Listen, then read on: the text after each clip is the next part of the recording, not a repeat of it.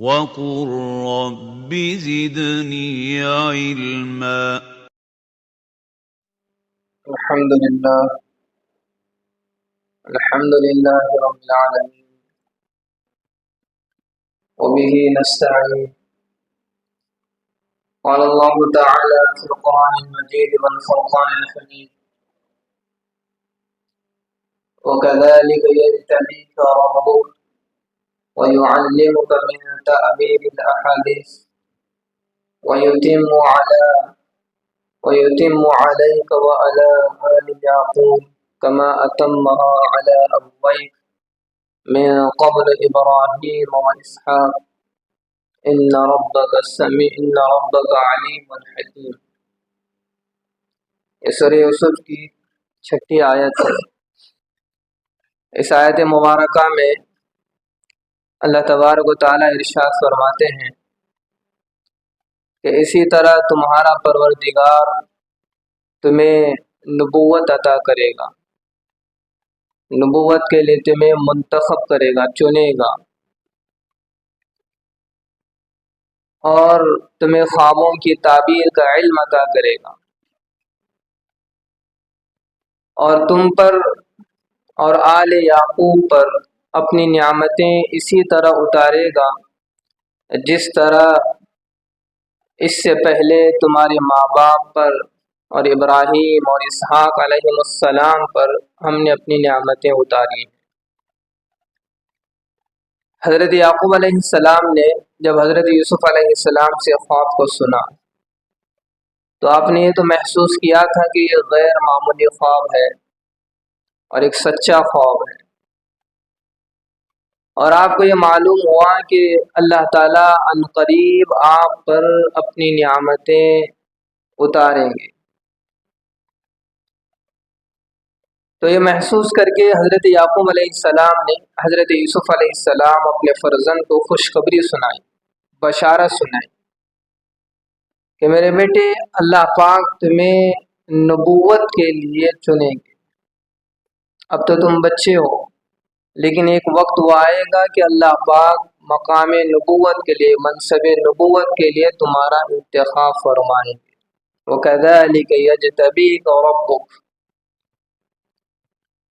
یہاں ہمارے ذہنوں میں یہ بات رہتی ہے کہ اللہ تعالیٰ کا چناؤ، انتخاب مخصوص بندوں کے ساتھ رہتا ہے،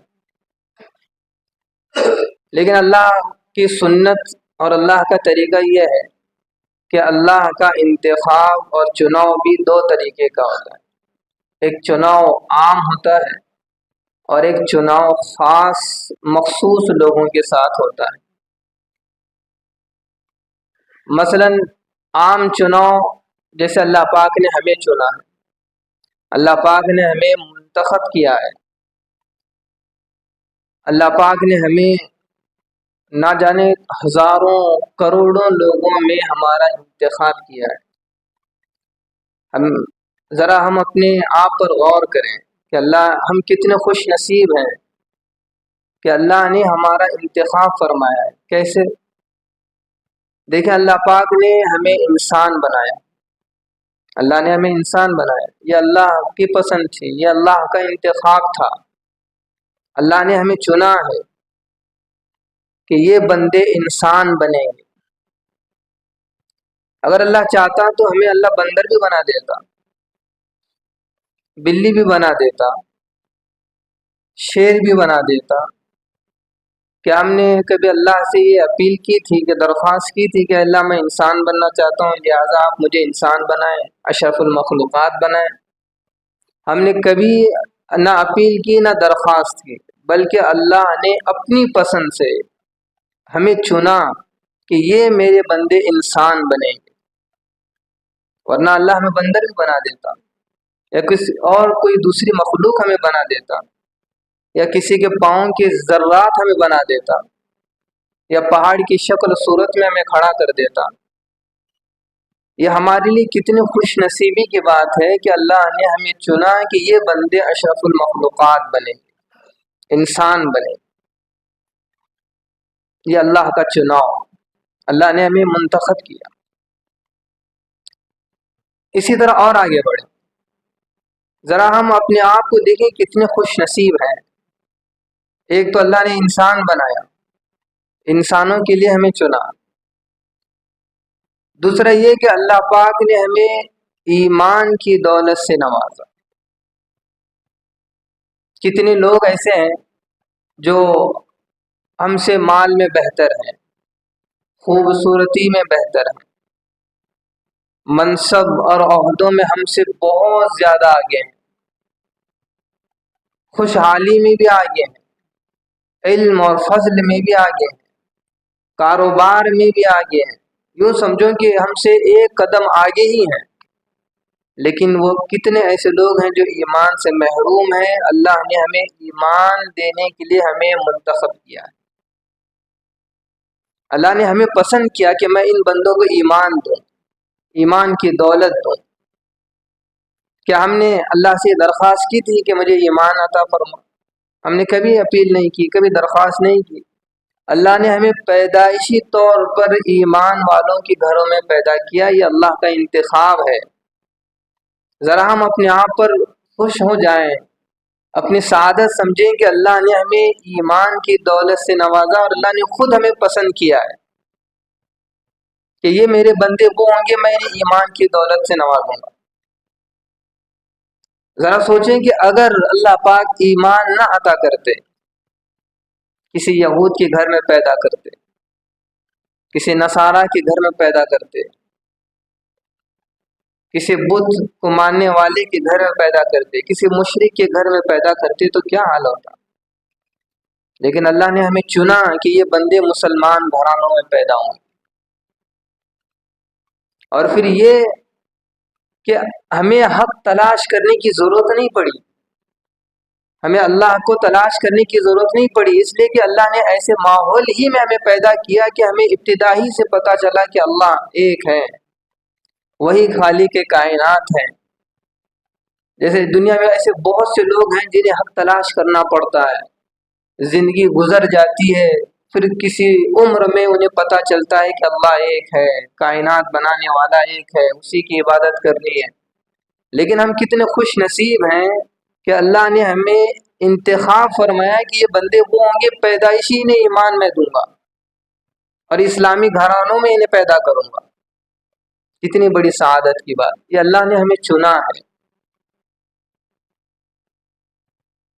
اور آگے بڑھیں، دیکھیں اللہ نے انسان بنایا، ایمان کی دولت دی، اور پھر اس امت میں پیدا فرمایا جس امت کی بہت زیادہ فضیلت ہے۔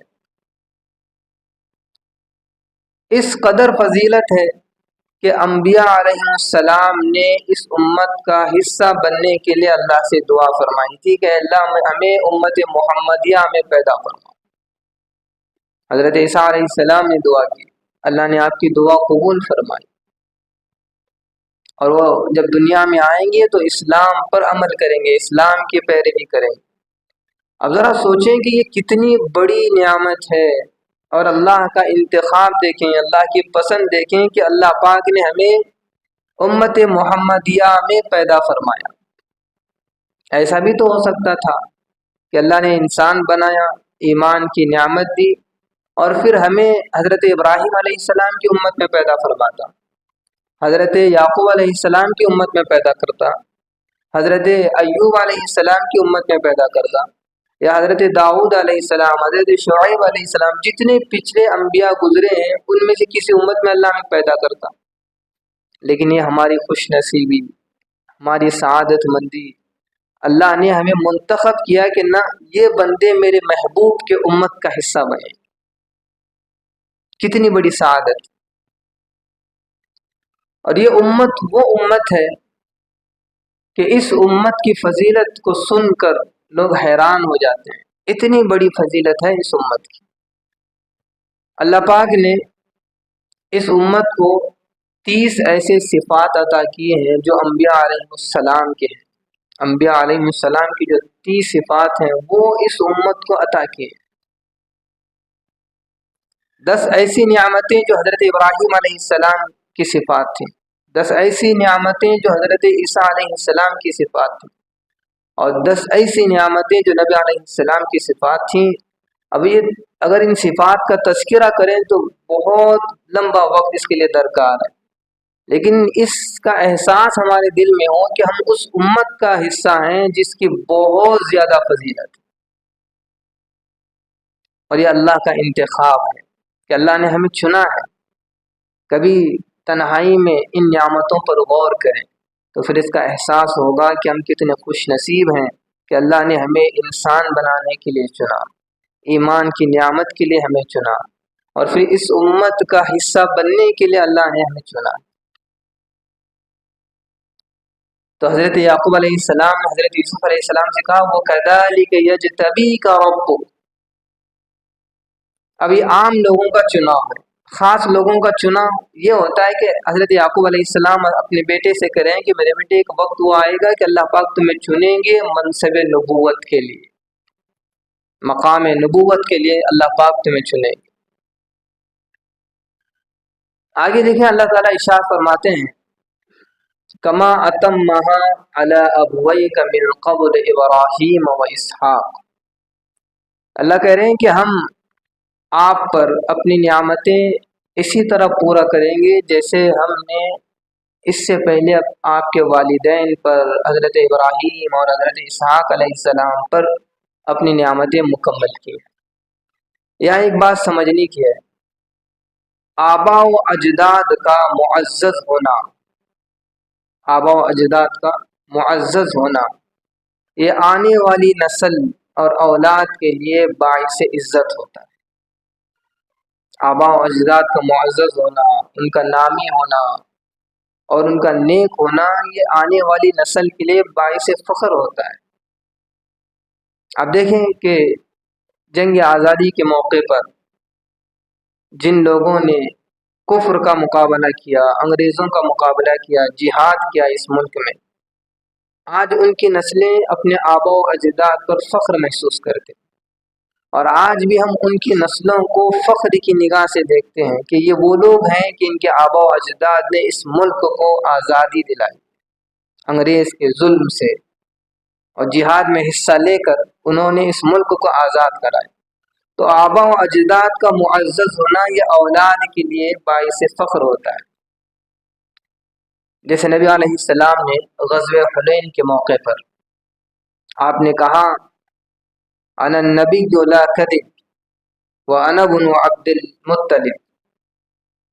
آپ نے غزوہ حنین کے موقع پر اپنے دادا کا تذکرہ کیا، اس لیے کہ نبی علیہ السلام کے دادا یہ بہت معزز تھے اور قوم کے سردار تھے.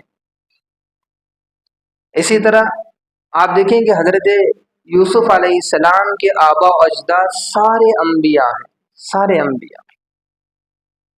حضرت یعقوب علیہ السلام آپ کے والد بھی ہیں، نبی بھی ہیں.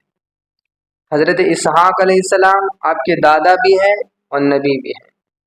حضرت ابراہیم علیہ السلام آپ کے پردادا بھی ہیں اور نبی بھی ہیں. تو گویا حضرت یوسف علیہ السلام کے لیے اتنے باعث عزت اور فخر کی بات ہے کہ سارا سلسلہ انبیاء ہی کا انبیاء کا سلسلہ. اب یہاں ایک اور بات ذہن میں رکھیں، جو خاندان معزز ہوتا ہے، نیک ہوتا ہے اور اچھے صفات والا ہوتا ہے، اور جس خاندان میں خوبیاں ہوتی ہیں، اللہ پاک آنے والی نسل میں بھی وہی خوبیاں وہی صفات ان کی نسلوں میں ڈالتے ہیں. آبا و اجداد میں اگر خوبیاں ہیں، صفات ہیں، تو پھر ان کی آنے والی نسل میں بھی وہی خوبیاں ہوں گی، وہی پاکیزہ صفات ہوں گی. جیسے حضرت یعقوب علیہ السلام کے گھر میں حضرت یوسف علیہ السلام پیدا ہوئے، حضرت اسحاق علیہ السلام کے گھر میں حضرت یعقوب علیہ السلام پیدا ہوئے، حضرت علی رضی اللہ تعالیٰ عنہ کے گھر میں حسنین کریمین پیدا ہوئے.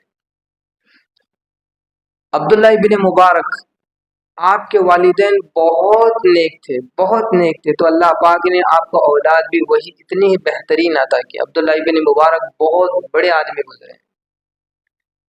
امام ابو حنیفہ رحم اللہ کے والدین بہت نیک تھے، بہت نیک تھے، تو اللہ پاک نے آپ کو اولاد بھی کیسے عطا فرمائی کہ آج ساری دنیا میں امام ابو حنیفہ کا نام روشن ہے۔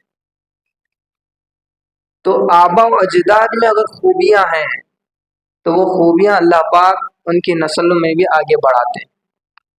اب یہاں ایک اور بات سمجھے، بہت سے ماں باپ وہ ہوتے ہیں، وہ یوں کہتے ہیں کہ بھائی ہم تو گنہگار ہیں، شرابی ہیں، بے نمازی ہیں، بے روزے دار ہیں، دین سے بہت دور ہیں، لیکن ہم چاہتے ہیں کہ ہماری اولاد صحیح رہے، وہ نمازی رہے، وہ روزے دار رہے، وہ دین سے جڑی ہوئی رہے۔ یہ ناممکن بات ہے، اس لیے کہ باپ کے صفات اولاد میں منتقل ہوتے ہیں۔ باپ ہی نہیں چاہتا کہ میں صحیح راہ پر آؤں، اور پھر اولاد کیسے سدھرے؟ باپ کے اندر جو صفات ہیں وہ صفات اولاد میں آئیں گی، ماں کے اندر جو صفات ہیں وہ صفات بیٹیوں میں آئیں گی۔ اگر کوئی ماں باپ یہ چاہتے ہیں کہ میں تو بگڑا ہوا ہوں لیکن میرے اولاد صحیح راہ پر چلے، تو اس کے لیے چاہیے کہ وہ سب سے پہلے اپنی اصلاح کرے، اپنے آپ کو صحیح راستے پر لائے، اور پھر اولاد کو بولنے کی ضرورت نہیں پڑے گی، پھر اولاد آپ کے نقش قدم پر چلے گی۔ تو یہاں اس سے یہ سبق ملا کہ اللہ تعالیٰ کی یہ سنت ہے کہ آبا و اجداد کے پاکیزہ صفات، ان کے زبردست کوالٹیز اور ان کے اعلیٰ کردار کو اللہ پاک ان کی نسل میں آگے بڑھاتے ہیں۔ آپ دیکھیں کیسے کتنے ایسے خاندان ہیں جن خاندانوں میں علم اور فضل ہوتا ہے، پھر وہ علم و فضل ان کے خاندانوں میں چلتے ہی رہتا ہے۔ کتنے ایسے خاندان ہیں کہ جہاں علماء ہی علماء ہیں، کیونکہ ان کے آبا و اجداد عالم تھے، علماء تھے، حفاظ تھے، تو پھر اللہ پاک اس سلسلے کو ان کے آگے کی نسل میں بھی برقرار رکھتے ہیں۔ کتنے ایسے لوگ تھے جو نیک اور تقوی والے تھے، تو تقوی کو اللہ پاک ان کی نسلوں میں باقی رکھتے ہیں۔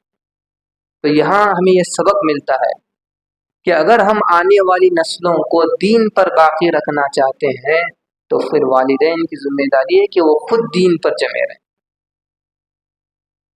جتنا آج ہم دین پر جمے ہوئے ہیں، آنے والی نسل اتنا دین پر جمے رہے گی۔ جتنا ہم آج دین پر کمزور ہیں، آنے والی نسل اتنا دین پر کمزور ہوگی، اور جتنا وہ کمزور ہوگی پھر آنے والی نسل اتنا اور کمزور ہوتی جائے گی۔ بہرحال آج کے لیے اتنا ہی کافی ہے۔ اللہ تعالیٰ سے دعا ہے کہ اللہ تعالیٰ ہمیں اس قصے سے خوب فائدہ اٹھانے اور اپنی اصلاح کرنے اور نصیحتوں کو حاصل کرنے اور عبرت کا سامان حاصل کرنے کے اللہ ہمیں توفیق عطا فرمائے۔ وآخر دعوانا الحمدللہ۔ Thank you for watching. If you found this video helpful, please like, share it with others, and subscribe to our YouTube channel for more insightful Islamic content.